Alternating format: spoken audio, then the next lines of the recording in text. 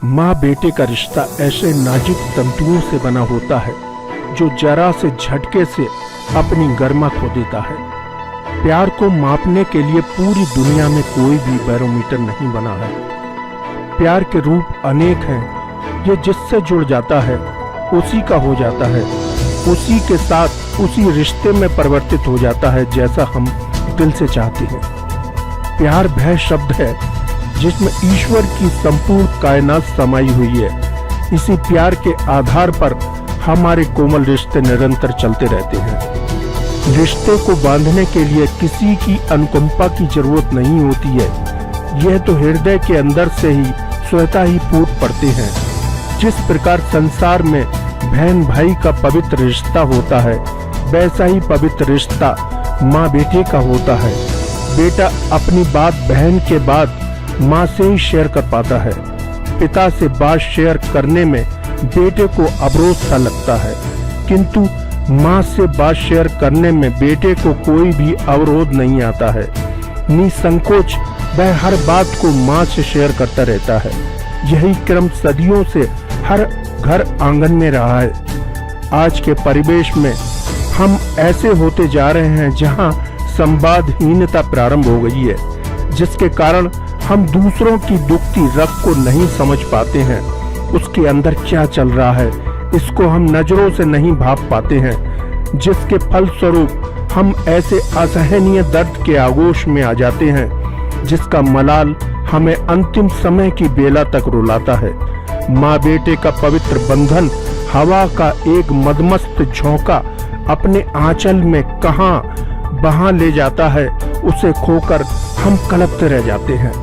एक सच्ची कहानी की ओर आपको लेके आया हूँ, जो उत्तर प्रदेश के बरेली महानगर से प्रारंभ होकर बरेली महानगर में अंतिम पड़ाव की ओर बढ़ जाती है। बरेली इज्जत नगर की पास अंबिका कॉलोनी में एक हंसता खेलता परिवार था। श्रीमती अंजुला राय एवं उनके पति दोनों ही सेवारत थे। अंजुला राय यूको बैंक में कार्यरत थीं। पति पत्नी दोनों ने इसी कॉलोनी में सुंदर सा मकान बनाया था। दो पुत्र विवेक एवं विनीत कपूर थे। दोनों ही पढ़ने में बहुत ही होशियार थे, हमेशा ही अव्वल नंबर से पास होते थे। माँ बाप को दोनों बेटों पर बड़ा गर्व था। स्कूली शिक्षा के बाद उन्हें बड़ा कोर्स कराने की सोचते रहते थे। उन्होंने अपने घर को इस ढंग से बनवाया था कि यदि वह दोनों इस दुनिया में ना भी रहें तो बच्चों को मकान के बंटवारे के लिए संघर्ष न करना पड़े। उनकी सोच दार्शनिक थी। अंजुली राय अपने दोनों बेटों को बहुत प्यार करती थी। माँ की ममता दोनों पुत्रों के लिए एक बराबर रहती थी। अंजुली राय के पति काफी समय से बीमार चल रहे थे, जिनकी सेवा में पूरा परिवार लगा रहता था। संयोग से दोनों पुत्र विवेक एवं विनीत की नौकरी गुड़गांव में एक कंपनी में लग गई थी। दोनों बीच बीच में पिता को देखने आते रहते थे, जिससे मम्मी पापा का हौसला बढ़ जाता था। दोनों लगभग 10 साल कंपनी में नौकरी कर चुके थे। इस बीच दोनों का विवाह भी हो गया था। विवाह होने के बाद भी माता पिता से बरेली आने मिलने का सिलसिला निरंतर जारी रहता था। लंबी बीमारी के कारण एक दिन पिता भी चल बसे थे। अब परिवार में माँ अंजुली राय ही अकेली रह गई थीं। अंजुला राय का रिटायरमेंट 2.5 वर्ष बाद होना था। वह नौकरी के मारे बरेली में अकेले ही रह रही थीं। बीच बीच में दोनों बेटे एवं बहुएं उन्हें देखने बराबर आती रहती थीं, जो बराबर उनसे गुड़गांव में उनके साथ रहने का आग्रह करते रहते थे, परंतु अंजुला राय नौकरी का हवाला देकर टालती रहती थी। इधर पिछले साल से वह भी बीमार रहने लगी थी। इस कारण उन्होंने बैंक से बीआरएस ले लिया था, परंतु दोनों पुत्रों के पास कभी गुड़गांव बंद कर नहीं रही थी। हफ्ते 10 दिन गुड़गांव रहकर चली आती थी। बरेली वाले मकान से उन्हें बहुत प्यार था, क्योंकि उनके पति की यही एक निशानी थी जिसे वह संजोए हुए थी। दोनों पुत्रों एवं बहुओं ने गुड़गांव रखने की बहुत कोशिश कई बार की थी, किंतु माँ के जिद के आगे उनके आग्रह बेकार हो गए थे। बरेली वाले घर में अंजुला राय का मन बहुत लगता था।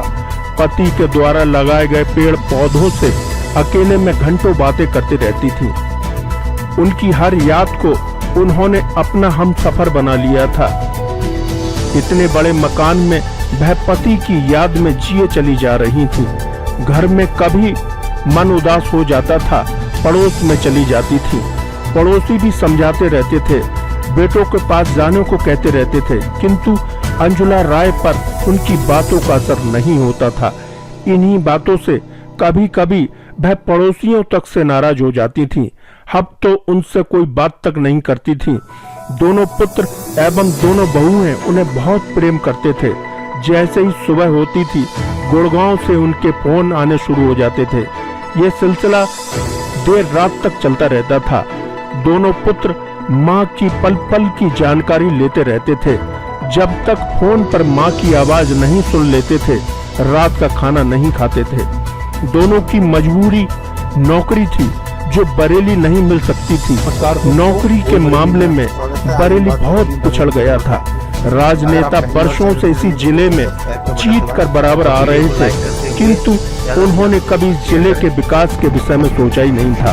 बहुत बड़ी बड़ी फैक्ट्रियों ने दम तोड़ दिया था। उन्हें भूलने की बीमारी हो गई थी। खाना सामने रखा होने के बाद भी नहीं खा पाती थी और बगैर खाना खाए ही सो जाती थी। दिनचर्या भी अस्त हो गई थी। फोन की घंटी बजती रहती थी, उसे उठाती तक नहीं थी। इस कारण विवेक एवं विनीत कभी कभी बहुत परेशान हो जाते थे। दौड़कर रात को ही गुड़गांव से बरेली चल देते थे। घर आकर माँ को साथ ले जाने की कहते तो अंजुला राय फिर टाल जाती थी। दोनों रुआसे होकर गुड़गांव लौट जाते थे।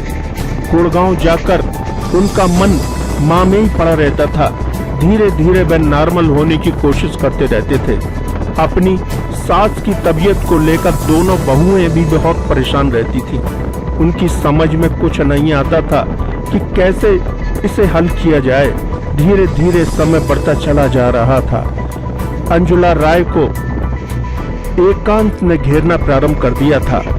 उनकी जिद कहें या मोह का बंधन उन पर हावी होना शुरू हो गया था, जिसे केवल उनके बेटे ही समझ सकते थे। दुनिया तो हमेशा से ही दूसरे रूप में देखती रही है। सुबह के समय दोनों बेटे चाय पी रहे थे। सोचा माँ को फोन लगाएं। उन्होंने फोन लगाया। घंटी बराबर जा रही थी पर फोन नहीं उठ रहा था। उन्होंने 164 बार फोन लगाया, किंतु फोन नहीं उठा तो उनकी चिंता बहुत बढ़ गई थी।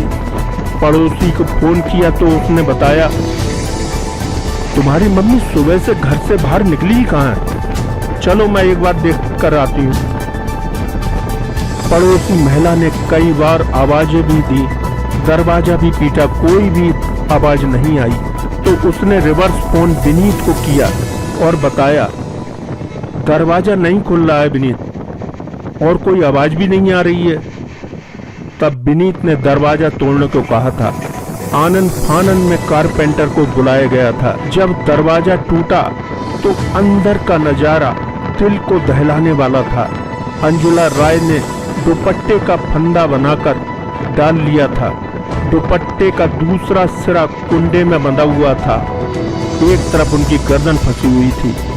अंजुला राय इस दुनिया में नहीं रही थी। उनका स्थूल शरीर हवा में झूल रहा था। ये घटना उन लोगों के लिए एक सबक है जो अपनी जिद के आगे परिवार को त्याग कर अलग रहते हैं और डिप्रेशन में चले जाते हैं। जिंदगी से समझौता नहीं करते हैं।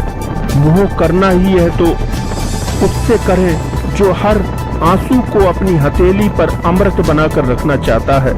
ईंट पत्थर गारे की इमारत मोह में तो बन सकती है, किंतु अपने खून के रिश्ते में नहीं।